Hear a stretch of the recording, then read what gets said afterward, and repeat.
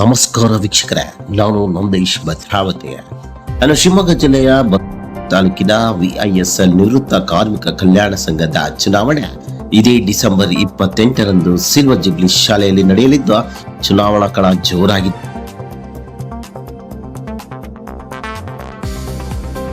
ಬೆಳಗ್ಗೆ 10 ಗಂಟೆ ತನಕ ನಡೆಯಲಿದ್ದ 2930 ಮತದಾರರು ಇದ್ದು ಅಧ್ಯಕ್ಷ ರಾಮ್ ನಿವೃತ್ತಿಗೆ ನಿಲ್ಲಲು ನಿಂತಿದ್ದಾರೆ. ಕಳೆದ ಅವಧಿಯಲ್ಲಿ ಸಾಕಷ್ಟು ಕೆಲಸ ಮಾಡಿದ್ದು ಈ ಬಾರಿಯೂ ಚುನಾವಣೆಗೆ ಸ್ಪರ್ಧಿಸಿದ್ದಾರೆ. ಈಗಾಗಲೇ ಹಾಲಿ ಅಧ್ಯಕ್ಷ ರಾಮಲಿಂಗಯ್ಯ ಮತದಾರರ ಮನವೊಲಿಸುತ್ತಿದ್ದು ಬೇರೆ ಬೇರೆ ಊರುಗಳಲ್ಲಿ ಮತದಾರರ ಮನೆಗೆ ಲಗ್ಗೆ ಇಡುತ್ತಿದ್ದಾರೆ. ರಾಮಲಿಂಗಯ್ಯ ಮಾಡಿದ್ದ ಕೆಲಸವೇನು? ಹಾಲಿ ಅಧ್ಯಕ್ಷ ರಾಮಲಿಂಗಯ್ಯ ಹಿಂದೆ ವಿಎಸ್ಎಲ್ ಮನೆಗಳ ಬಾಡಿಗೆ ಸಂಬಂಧ ಹಾಗೂ ಕಾರ್ಮಿಕರ ಸಮಸ್ಯೆ, ಮೆಡಿಕ್ಲೇಮ್ ಸೇರಿದಂತೆ ಇತರೆ ಸಾಧನೆಗಳನ್ನು ಇಟ್ಟುಕೊಂಡು ಮತ ಕೇಳುತ್ತಿದ್ದಾರೆ. ಇನ್ನು ಮನೆಗಳ ಲೀಸ್ ಕುರಿತು ಕೂಡ ಹೋರಾಟ ಮಾಡುತ್ತೇವೆ ಎಂದು ತಿಳಿಸಿದ್ದಾರೆ.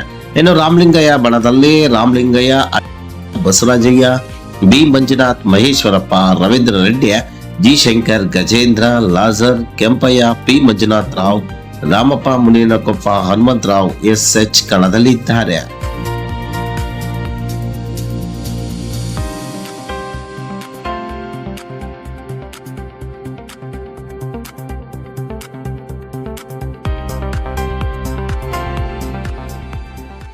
ಚುನಾವಣೆ ಇದೆ. Adavishaiah, Kempaiah, Gajendra S, Jayaraj NR, Basavarajappa L, Bhairappa SS, Manjunath B, Manjunatharao P, Maheshwarappa, Ravindra Reddy BK, Ramappa B Munenakoppa, Ramalingaiah BG, Lazar, Shankar G, Hanumantharao SH. ಇಷ್ಟು ಜನ 15 ಸ್ಪರ್ಧಿಗಳು ಸ್ಪರ್ಧಿಸಿದ್ದೀವಿ. ನಮಗೆ ತುಂಬ ಮನಸ್ಸಿಗೆ ಧೈರ್ಯ ಇದೆ. 15 ಜನನು ಜಯಶೀಲರಾಗ್ತೀವಿ ಅಂತೇಳಿ ನಾನು ನಂಬ್ಕೊಂಡಿದ್ದೀನಿ. ಏನೇನು ಮಾಡಿದ್ದೀವಿ ಅಂತೇಳಿ ವಿಜಯವಾಗಿ ತಿಳಿಸ್ತೀನಿ. ನಾನು ಇವಾಗ ಮಾಡಬೇಕಾಗಿರುವಂಥದ್ದು ಏನಿದೆ ಅದನ್ನು ತಿಳಿಸ್ತೀನಿ ನಿಮಗೆ.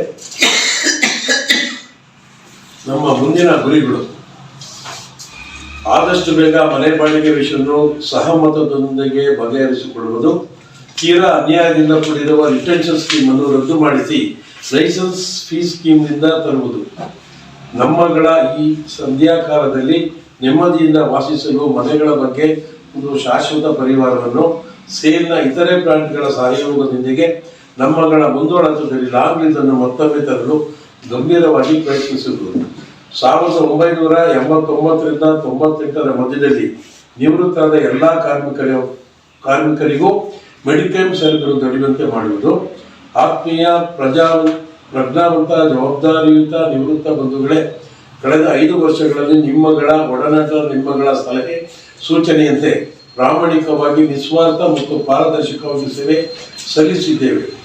ಈ ಚುನಾವಣೆಯಲ್ಲಿ ತಮ್ಮ ಅಮೂಲ್ಯವಾದ ಮತವನ್ನು ನಮ್ಮ ಎಲ್ಲ ಸದಸ್ಯರಿಗೆ ನೀಡುವ ಮೂಲಕ ನಿಮ್ಮಗಳ ಸೇವೆ ಮಾಡಲು ಅವಕಾಶ